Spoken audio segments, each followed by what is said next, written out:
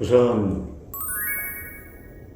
우리 국민들의 삶이 어려운데 정치가 그에 대해서 해결책을 내놓지 못하고 제대로 된 답을 제때 내놓지 못하는 것에서 우선 제1야당 대표로서 죄송하게 생각합니다. 말씀하신 것처럼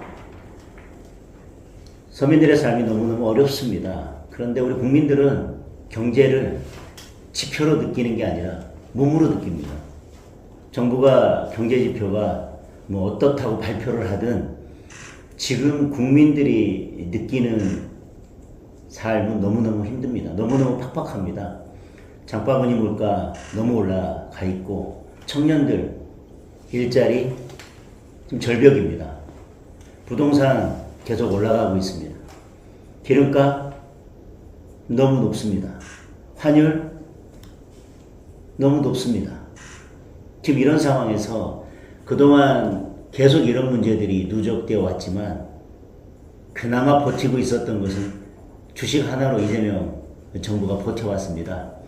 근데 최근에 주식을 보면 이것은 거의 도박판이라고 해도 뭐 과언이 아닙니다. 지금 많은 국민들이 이 주식시장 때문에 불안해하고 있기도 하고 아마 개인 투자자들은 이미 많은 손실을 봤을지도 모릅니다. 그런데도 정부는 이에 대해서 아무런 대책이 없습니다.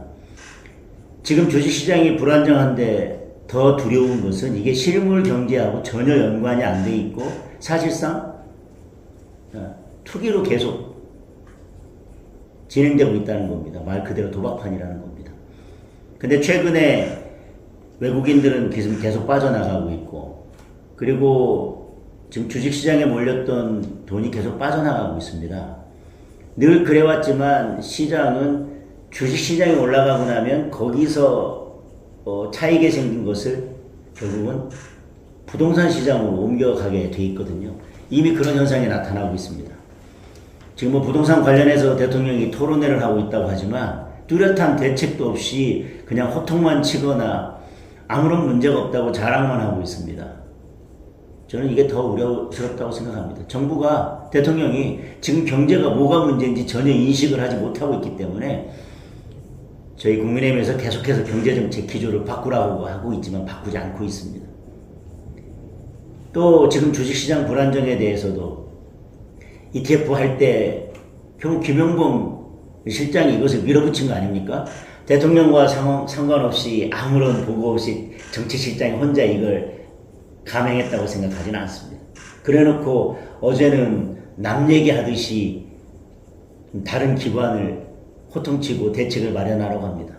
대통령이 먼저 사과해야 할 것입니다. 김영범 정책실장부터 바꿔야 합니다.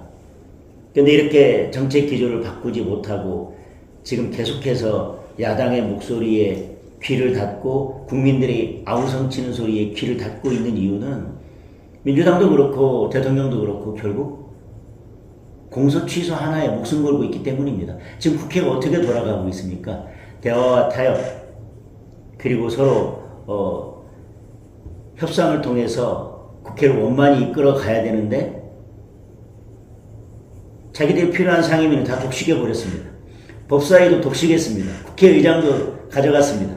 여지껏 국회는 국회의장과 법사위 이렇게 한 당에서 독식한 적은 없었습니다. 최근 들어서 민주당만이 그렇게 하고 있습니다. 왜? 이재명의 사법 리스크 때문에.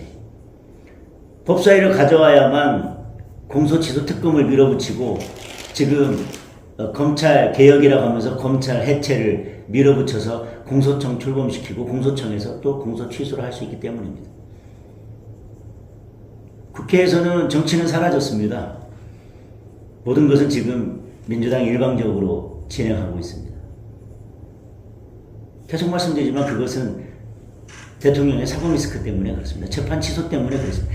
대통령도 오로지 자신의 사법 리스크를 없애는 거에만 몰두해 있고 민주당은 그걸 없애는데 그저 기계처럼 국회에서 거수기처럼 움직이고 있기 때문에 국회도 제 역할을 못하고 있는 겁니다. 그래서 저희 국민의힘에서 야당에서 아무리 아우성치고 국민들께서 너무너무 살기가 힘들다고 아우성쳐도 다른 데는 관심이 없는 겁니다. 그리고 전당대회 과정에서도 강성 지지층의 목소리에만 기대서 국민들께서 무엇을 원하는지, 지금 국민들께서 무엇을 해결해 달라고 아우성치는지에 대해서도 전혀 관심이 없습니다. 강성 지지층인 개딸만 보고 지금 전당대회를 하고 있고, 그 개딸들이 바라는 게 뭐겠습니까? 이재명을 대통령으로 만들었던 개딸들이 바라는 게 결국은 이재명 대통령의 재판 취소 아니겠습니까? 결국 지금 그런 상황으로 가고 있기 때문에 경제가 어렵고 서민의 삶이 어렵지만 그래도 이재명 대통령이 가지고 있는 그 쇼잉으로 어떻게든 1년간 버텨왔습니다. 그리고 공적 자금을 투입해서 주가를 어떻게든 끌고 왔습니다. 부동산도 호통쳐서 국민들을 갈라치고 악마화하고 X에 계속 국민들을 겁박하는 글을 올려서 어느 정도 꾸역꾸역 끌고 왔습니다. 그런데 이제 모든 것이 바닥이 났습니다. 더 이상 주식을 끌고 갈 수 있는 공적 자금도 없고요. 부동산을 막을 만한 그 어떤 대안도 없고, 그런데 말씀드렸지만 주식에서 빠져나온 돈은 지금 부동산 시장으로 가고 있고, 이제 정부가 뭐 세금 폭탄이니 뭐니 정책적 수단으로 겁박을 해도 국민들의 머릿속에는 이미 부동산은 올라간다라고 딱 고정된 생각이 박혀있기 때문에 부동산도 잡기 어려울 겁니다. 지금이라도 정책 기조를 바꿔야 될 건데 이재명 정부와 민주당은 정책 기조를 바꿀 의사가 전혀 없습니다. 그게 문제입니다.